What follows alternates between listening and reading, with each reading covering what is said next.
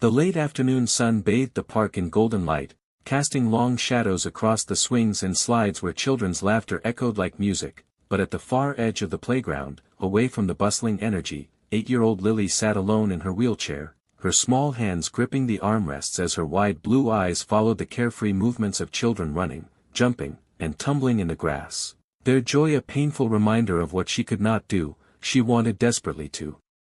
join them, to chase and be chased, to climb and slide, to feel the wind rush past her as she played tag, but her legs, paralyzed since a tragic accident when she was 5, held her captive in silence, a barrier between her and the world she longed to be part of, and though her father, Daniel Sterling, the CEO of a powerful company, had promised her the best of everything, expensive toys, private tutors, the newest dolls, and even a house filled with every comfort, none of it could replace the one thing she craved most, friendship. Most of the children who noticed her at all whispered behind their hands, some casting curious stares before quickly turning away, and others avoided her completely, as if her wheelchair made her a stranger in their world of innocence and play. And today, as she watched the games unfold without her, Lily felt the familiar sting of loneliness rise in her chest, her throat tightening until hot tears blurred her vision, spilling down her cheeks no matter how hard she tried to wipe them away, for she had promised herself she wouldn't cry in public, not here where everyone could see, but the ache of being left out was too heavy to hold inside. She pressed her lips together, lowering her head, hoping no one would notice the small girl on the edge of the playground crying quietly, but her heart betrayed her as a soft sob escaped, carried on the breeze, and though she thought she was invisible, she wasn't. Not to a little girl across the park with bouncing pigtails and curious brown eyes who tugged gently at her father's sleeve, whispering something before skipping in Lily's direction, her face alight with innocence and a smile untouched by judgment, and behind her walked a tall man with weary yet kind eyes, a single dad whose quiet presence carried both strength and gentleness. Lily, startled, quickly wiped her tears, unsure if she should hide or turn away, but before she could decide, the little girl stopped right in front of her and spoke in the most unexpected way, with a cheerful voice that rang with sincerity. "Hi. What's your name?" And in that fragile moment, Lily's world, so often closed off by silence and sorrow, cracked open just enough for hope to slip through.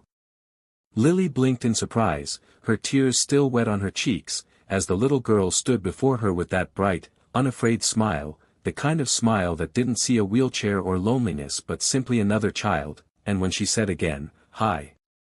I'm Emma. Do you want to play with me?"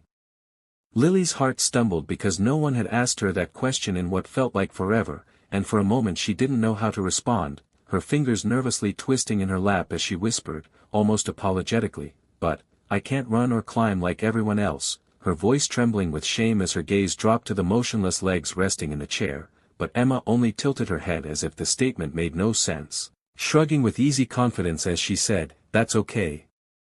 We can still play. We can draw shapes in the sand, pretend we're explorers, or I can push you around the path. Daddy says everyone plays differently, but that doesn't mean we can't have fun," and her small hand extended, palm open, fingers wiggling slightly as though daring Lily to take it. Slowly, hesitantly, Lily reached out and placed her hand in Emma's, the warmth of that simple touch sparking something inside her that had been dormant too long. And before she knew it, Emma was tugging her gently forward, her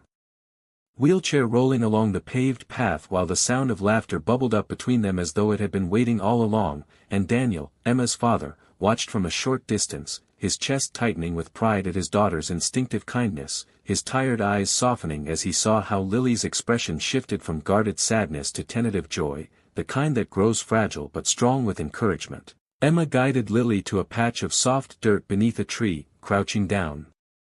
and handing her a stick, saying, "Let's draw a treasure map," and the two girls began scratching playful patterns in the earth, marking rivers, mountains, and secret caves only they could imagine, their voices intertwining in shared excitement as though they had known each other for years. And Lily, for the first time in a long while, forgot about her wheelchair and the children who ignored her, instead finding herself wrapped in the simple magic of being included, being seen, and being wanted.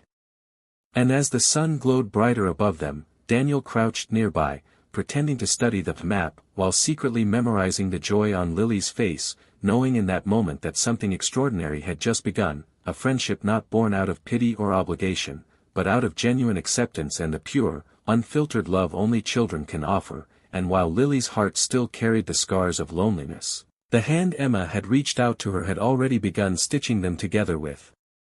threads of belonging.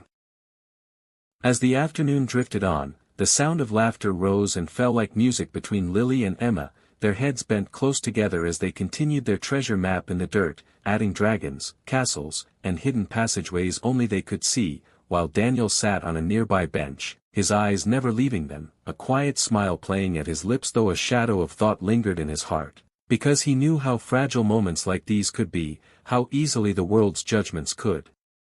return to close in around a child who had just begun to feel seen. And it was then that another man approached, tall, broad-shouldered, impeccably dressed in a suit that seemed out of place at a playground, his phone still in his hand, his brow furrowed with tension as though he had come straight from a boardroom, and Daniel recognized him instantly from the business news headlines. Daniel Sterling, CEO of Sterling Enterprises, one of the most influential men in the city, and though most people